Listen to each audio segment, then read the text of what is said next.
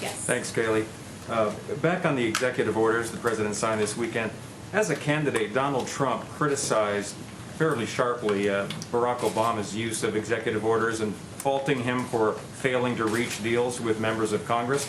How were the president's actions this weekend any different from President Obama's? They're a lot different when you consider the fact that President Barack Obama utilized executive order to push forward a policy that he denied he had the right to push forward 23 times on DAPA and on DACA. He said at least 23 times, I don't have the power to do this, and then he went on to do just that. I've already listed out and enumerated the various legal authorities on the part of the president, and in terms of deal making, I would note that the CARES Act was landmark legislation, at really the height of this pandemic, that brought relief to the American people, and that was negotiated within 1 week from first drafting to enactment. And by comparison, if we want to go back to President Obama, the American Recovery Act during the Great Recession took roughly 3 months from inception to enactment as law under single-party control.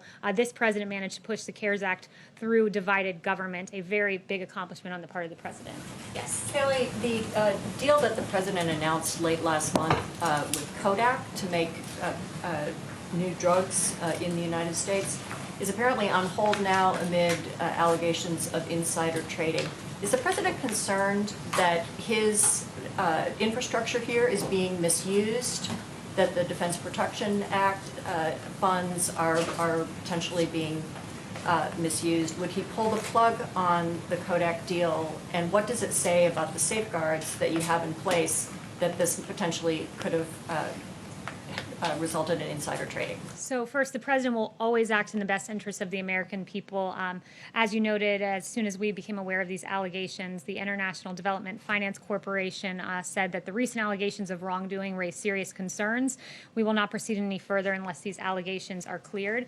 The president has strong faith in the process here. We've used the DPA more than 30 times to increase production, and it's been to great effect when you consider in the stockpile we've seen vast increases, tripling the amount of N95s, tripling the number of gowns, 4 times the number of ventilators on hand at 69,000, and we'll have more than 10,000 more by the fall. So this president has used the DPA effectively, but we're certainly aware of the Kodak allegations and take them seriously. Would he pull the plug on that deal? I'll leave that to the president, but he takes these very seriously. We won't speculate as to what that investigation finds. Thank you.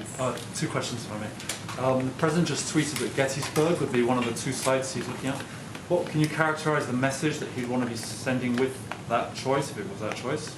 Yeah, I won't get ahead of the president as to what his convention speech will look like, but the president has done a lot to bring this country together. We've faced unprecedented challenges, and he's worked to make sure that the American people are best equipped and taken care of to rise above the challenges that we face, and he has a strong record of achievement that he'll be touting on that day. Sorry, the other question, if you don't mind. Is there a message to the protesters in Belarus? Is the president looking at that? Is he supporting them? Yes, so we are looking at that, and we're deeply concerned by the Belarus presidential election. Severe restrictions on ballot access for candidates, prohibition of local independent observers at polling stations, intimidation of opposition candidates, and the detention of peaceful protesters and journalists have marred the process, and we urge the Belarusian government to respect the right of to peaceably assemble and to refrain from use of force.